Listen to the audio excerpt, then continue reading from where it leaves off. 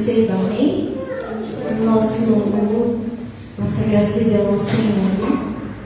Queria chamar aqui o irmão Marcelo, de cada linha. Depois ele apresenta a esposa. Ele veio servir a gente, né? Vai ministrar a palavra do Senhor para nós, amém? Então, vontade, tá bom? Amém. Boa noite. A graça e a paz. Tá bom. Me avisa se estiver.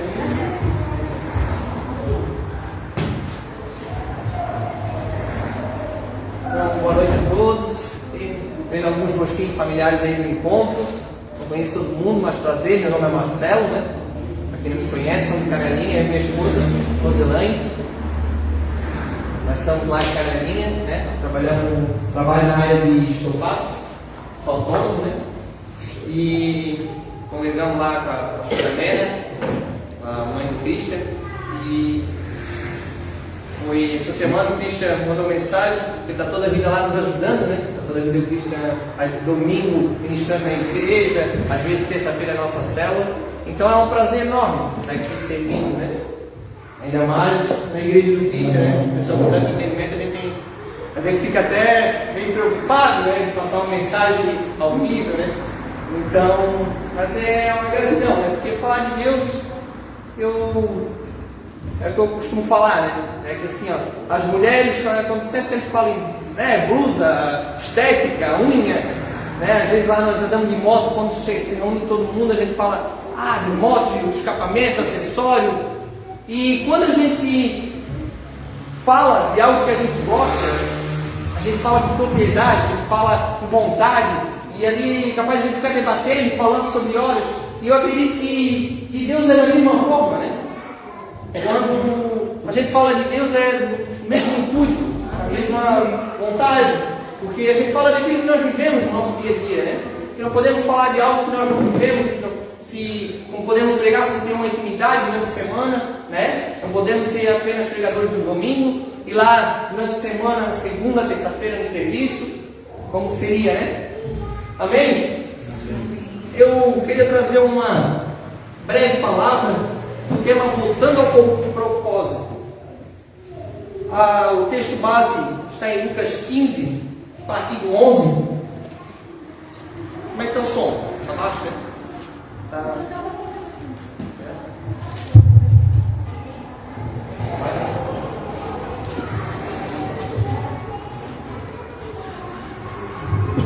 Som. Tá melhor? Agora eu vou me enrolar com esse vídeo, mas tá bom. Amém. Então tá lá o texto base em Lucas 15, a partir do versículo 11.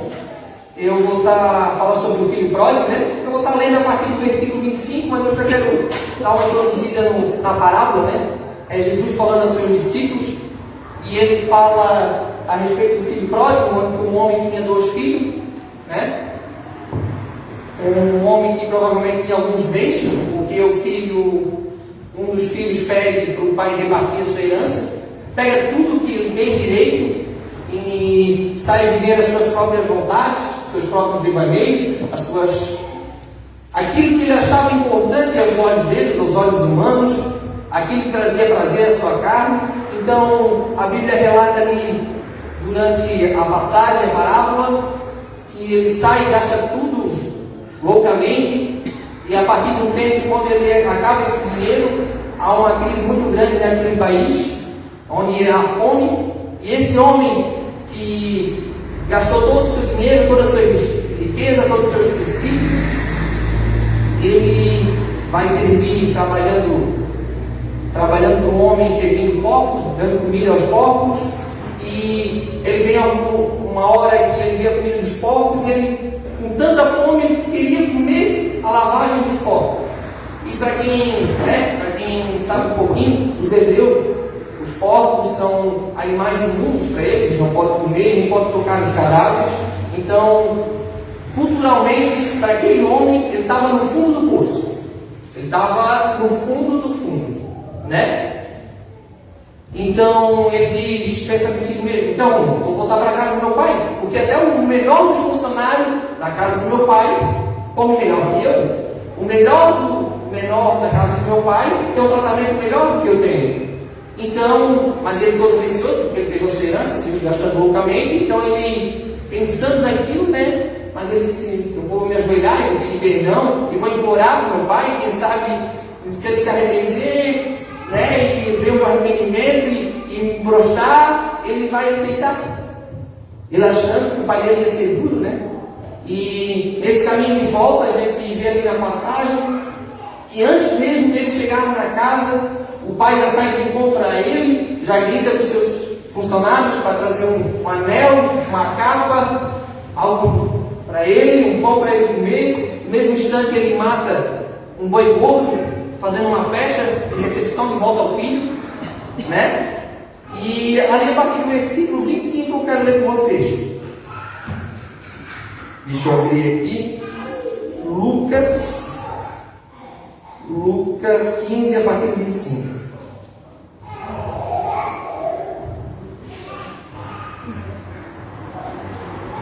O 25. Enquanto isso, e começaram a festa. Enquanto isso, o filho mais velho estava no campo. Quando ele voltou e chegou perto da casa, ouviu a música e o barulho da dança. Então chamou um empregado e perguntou: o que é que está acontecendo? O empregado respondeu: o seu irmão voltou para casa, vivo e com saúde. Por isso o seu pai mandou matar o bezerro gordo. No 28. O filho mais velho ficou muito zangado e não quis entrar. Então o pai veio para fora e insistiu com ele para que entrasse. Mas ele respondeu: faz tantos anos que trabalho como um escravo para o Senhor e nunca desobedeci a uma ordem sua. Mesmo assim o Senhor nunca me deu nem ao menos um cabrito para eu fazer uma festa com os meus amigos. Porém, esse seu filho desperdiçou tudo o que era do Senhor, gastando com dinheiro, com prostitutas, e agora ele volta e o Senhor manda matar o bezerro gordo. No 31. Então o pai respondeu: meu filho, você está sempre comigo, e tudo o que é meu é seu. Mas era preciso fazer esta festa para mostrar a nossa alegria, pois este seu irmão estava morto e viveu de novo, estava perdido e foi achado. Amém?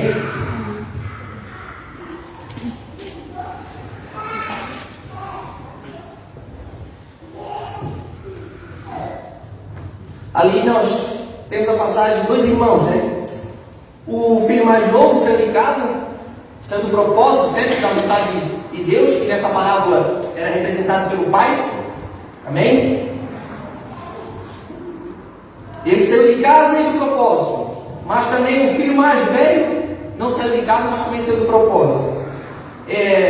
Na minha vida eu já fui os dois, né? Já fui um moleque que saiu da igreja, 18 anos, voltou depois de terno, né? O filho mais novo, gastei tudo absolutamente, vamos dizer assim. Meus princípios foram desgastando aos tempos. E também já fui o filho mais velho, né? Que quando via o filho mais novo voltar, ficava revoltado. Esse aí já fez de tudo, agora vai para a igreja. Então, eu já tive nos dois lugares, né?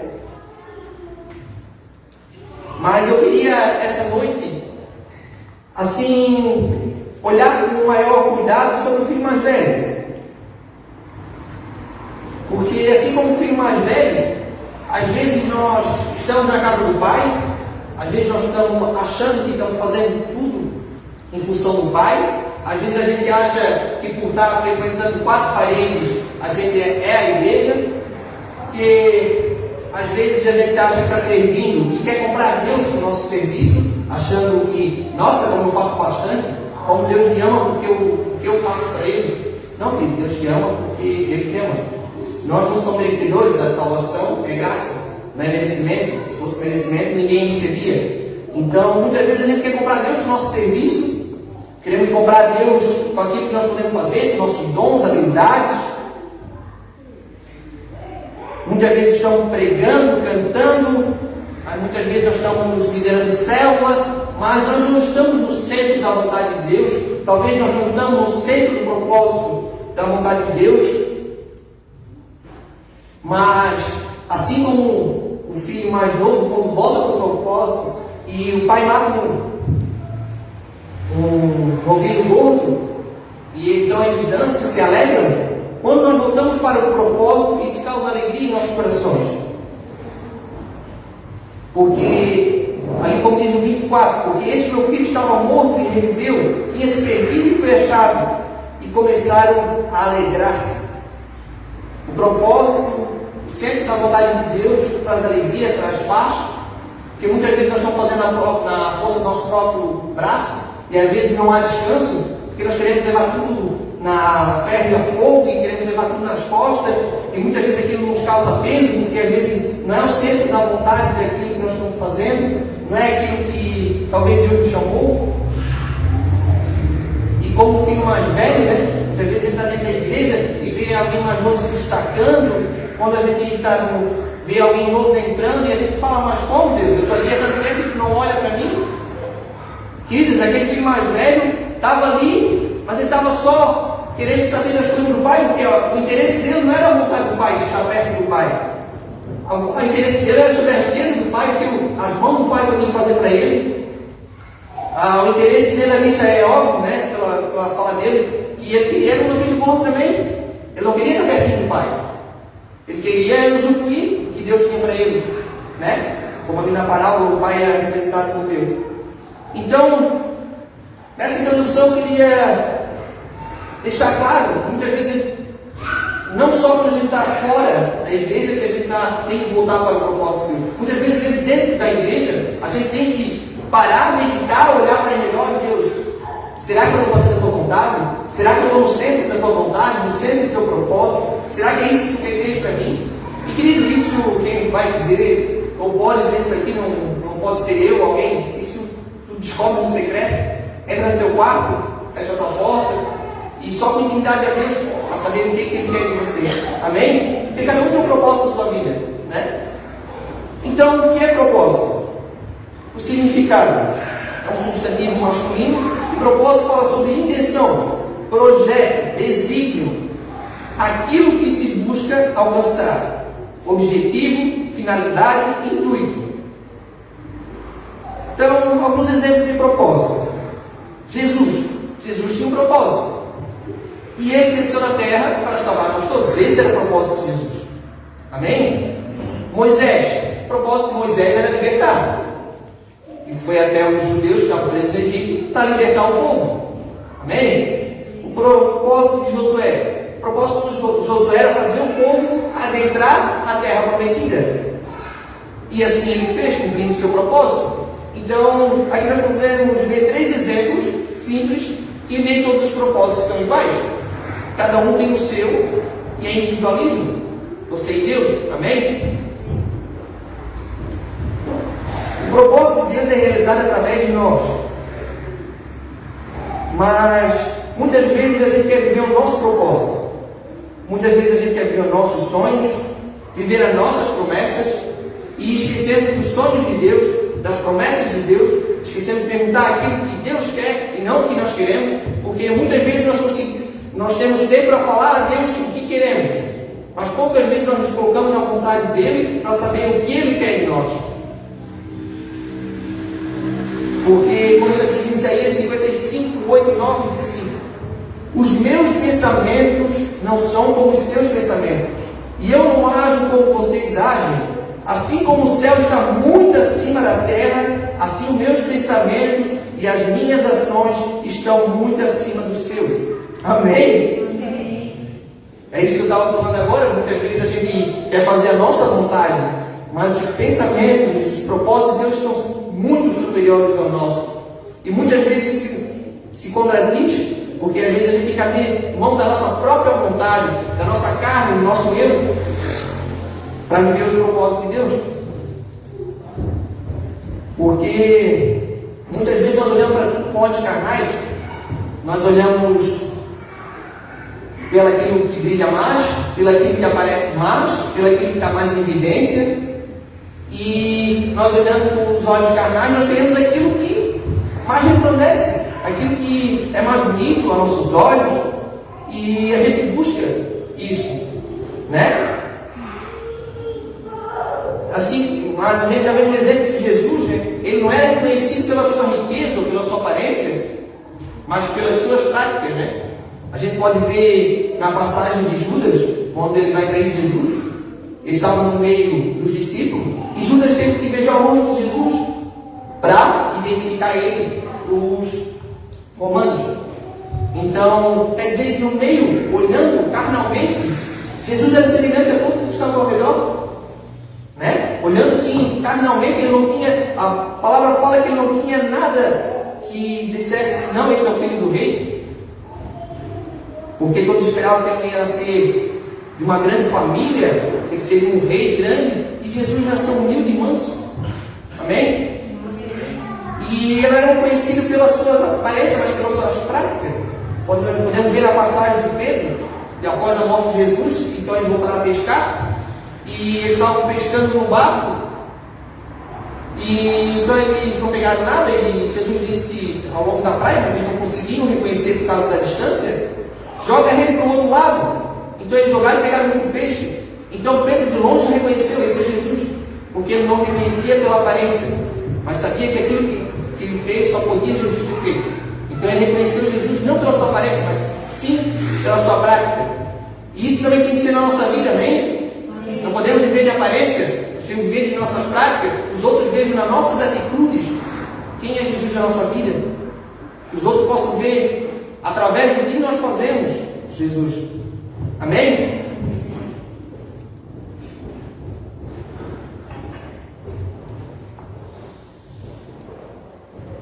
Então, continuando falando sobre o propósito, né? Muitas vezes a gente quer aquilo que brilha, mas às vezes os propósitos de Deus são mistérios ocultos para nós. Às vezes são coisas não tão gloriosas aos olhos humanos, mas que aos olhos de Deus tem muito valor. Como assim? É que hoje, no meio cristão, é muito comum a gente falar sobre ouvir pregações, ouvir sobre Jesus, sobre o evangelho triunfalista, que no final Deus vai te exaltar, que no final você vai estar no palco e os outros vão estar na plateia e todo mundo vai te aplaudir. Ou às vezes a gente vê muito falar o evangelho da prosperidade, que você vai vir para Jesus, que vai ser milionário, que vai esbanjar dinheiro. Esse é muito o evangelho que está sendo pregado aí fora, querido. Mas eu imagino a gente falando desse evangelho para Estevão, né? Sendo apedrejado, levando pedra na cabeça e dizendo, Deus perdoa eles. Falar desse evangelho triunfalista, né? João Batista sendo decapitado. Fala para ele, não, Deus vai te abençoar, no final tu vai sair por cima. E eles cortando a cabeça dele. Imagina o Pedro, né? Quando foi crucificado e eles disseram, e ele olhou para quem estava sendo crucificado, ele disse, não quero, não sou digno de morrer igual o meu rei. Pode me crucificar a cabeça para baixo, né? Então, imagina a gente falando desse evangelho que é pregado aí fora hoje, para esses mártires, né? E aqui eu queria ler também um versículo de Hebreus 11:35 que fala assim, ó: pela fé, mulheres receberam de volta os seus mortos que ressuscitaram. Outros foram torturados até a morte. Eles recusaram ser postos em liberdade a fim de ressuscitar para uma vida melhor. Alguns foram insultados e surrados, outros foram acorrentados e jogados na cadeia, outros foram mortos a pedradas, outros cerrados pelo meio, outros mortos à espada, andaram de um lado para o outro, vestidos de pele de ovelha e de cabras. Eram pobres, perseguidos e maltratados, andaram como refugiados pelo deserto e montes, vivendo em cavernas e em buracos na terra. O mundo não era digno deles. Hebreus 11:35-38. Todas essas pessoas citadas aqui, Pedro, João Batista, Estevão, aos olhos carnais, aos olhos, se nós fôssemos olhar com nossos olhos carnais, eles morreram apedrejados, pobres. Muitas vezes os que estavam em redor o abandonou sozinho. Aos olhos humanos, fracassados, mas aos olhos de Deus, vencedores. Morreram triunfando sobre toda a carne, cumprindo o propósito de Deus, e até hoje são lembrados como mártires da fé. Amém? Então, se Paulo fosse olhar com os olhos carnais, se Pedro fosse olhar com os olhos carnais, ele não iria querer cumprir o propósito de Deus, que era ser crucificado e cabeça para baixo. Se os restos dos apóstolos, que grande maioria morreram, como João Batista, que foi decapitado, se eles olhassem com os olhos carnais, eles não iriam cumprir o propósito de Deus. E queridos, esse é o Evangelho que vive o propósito de Deus, que morre para si mesmo, para que Deus possa viver, né? Claro que no nosso dia de hoje a gente não, graças a Deus, não entende isso, né? Hoje nós morremos para nossas próprias vontades, para que as vontades de Deus possam vir sobre nós.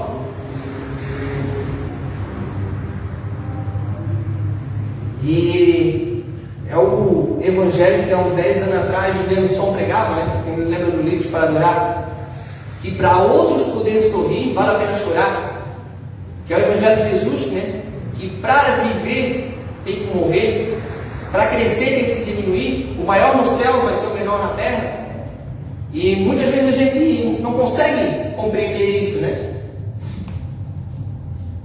Deixar mais um versículo para vocês, 2 Coríntios 4, 10 e 12, fala assim, ó: levamos sempre o nosso corpo mortal à morte de Jesus, para que também a vida dele seja vista no nosso corpo. Durante a vida inteira estamos sempre em perigo de morte por causa de Jesus, para que a vida dele seja vista nesse nosso corpo mortal, de modo que a morte está agindo em nós e a vida agindo em vocês. Esse é o Evangelho, né? O Evangelho de morrer para si mesmo. Não é um Evangelho triunfalista.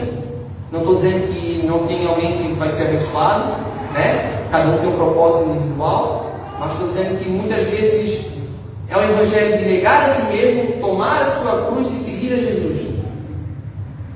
Porque muitas vezes os preceitos de Deus, os princípios de Deus não vão condizer com aquilo que a sociedade prega. E muitas vezes nós vamos ter que abrir mão da nossa vontade para viver a vontade de Deus. Amém? E Jesus, ele é especialista em cumprir propósito na vida das pessoas. Isso é uma regra simples do líder. É ele despertar nas pessoas o propósito de Deus. Aquilo que Deus quer para a vida da pessoa, aquilo que Deus quer agir através da pessoa. Isso é uma regra fundamental do líder. E Jesus é especialista em cumprir propósito. Mas nós também somos especialistas em não esperar o propósito de se cumprir. Porque às vezes a gente quer no nosso tempo, quer na nossa hora, quer do nosso jeito. Às vezes a gente faz até um passo a passo para Deus. Ó Deus, primeiro tu faz assim, daí depois tu faz assado, e daí depois vai dar assim, e final feliz. E a gente bola tudo na nossa mente. Só como eu também falaram até agora, muitas vezes a nossa vontade não é a dele, né? Muitas vezes nós que temos que agir em alinhamento com o céu, não com o céu com a terra, né? Porque nós somos seres espirituais vivendo uma experiência carnal, e não somos seres carnais que têm uma espiritualidade. Amém?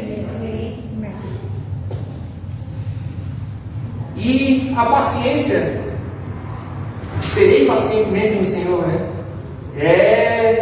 Vamos dizer, uma qualidade que hoje em dia muitas vezes a gente não consegue. Eu sou prova viva disso. Às vezes Deus diz, não, espera. Eu disse, não, mas eu quero fazer. Mas não, espera, mas eu quero fazer. Acaba fazendo. Daí depois a gente vê o que acontece e a gente dá na cabeça, não devia ter feito. Mas é que às vezes aos olhos carnais não tem como dar errado. Daí, quando acontece, não devia ter feito. Os propósitos têm processo para nos aperfeiçoar, que demora um tempo, que exige paciência. E às vezes, por demorar, a nossos olhos desistimos. Então, era isso o principal foco da mensagem. Volte para o propósito. Volte para o centro da vontade de Deus. Volte para a essência do Evangelho. Porque aquele que começou a boa obra é fiel para cumprir. Amém? 2 Coríntios 4, 8 e 9 diz assim: em tudo somos atribulados, mas não angustiados, perplexos, mas não desanimados, perseguidos, mas não desamparados, abatidos, mas não destruídos. Então, essas características cooperam a favor do nosso propósito. E assim como Jesus, que a gente possa morrer para nós mesmos, para cumprir o propósito de Deus. Amém? Precisamos seguir o exemplo de Jesus, que, como marcas de prego na mão, cumpriu o seu propósito. Morreu como cordeiro na cruz, mas no terceiro dia ressuscitou como leão. A palavra é bem breve, eu não gosto muito do rodeio, não sou muito de encher linguiça. Então, a mensagem que eu tenho para vocês hoje é: procure a vontade de Deus, não a sua. Siga os propósitos de Deus, não os nossos. Caminhe segundo a vontade dele, não segundo a sua. Toda vez que for tomar uma decisão importante, consulte Deus antes. Porque nós vemos até um pedaço, nós estamos presentes, né? Mas Deus vê lá na frente já. E falando em presente, muitas vezes a gente quer o presente de Deus, né? Enquanto nós queríamos buscar apenas a presença. E essa é a mensagem de hoje. Eu queria que você esteja refletindo nisso agora, se for possível colocar um louvor, ou alguém colocar um louvorzinho. Que você esteja nesse momento refletindo e falando com Deus, perguntando para Deus se você está no centro da vontade dele.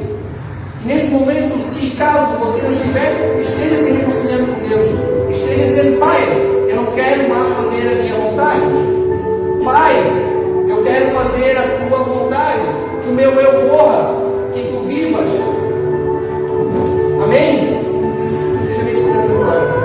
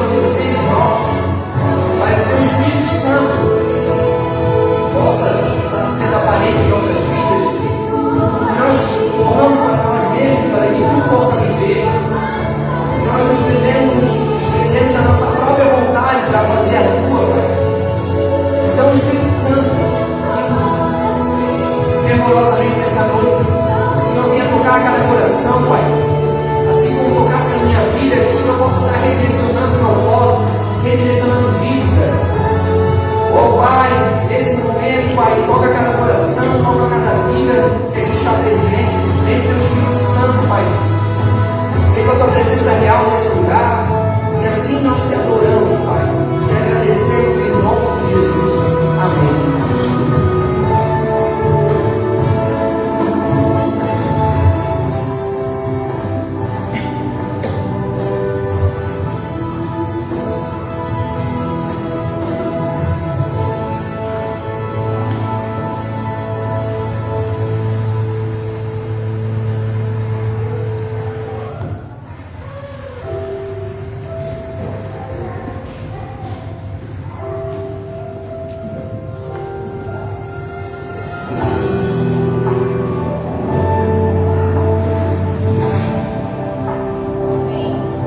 Amém?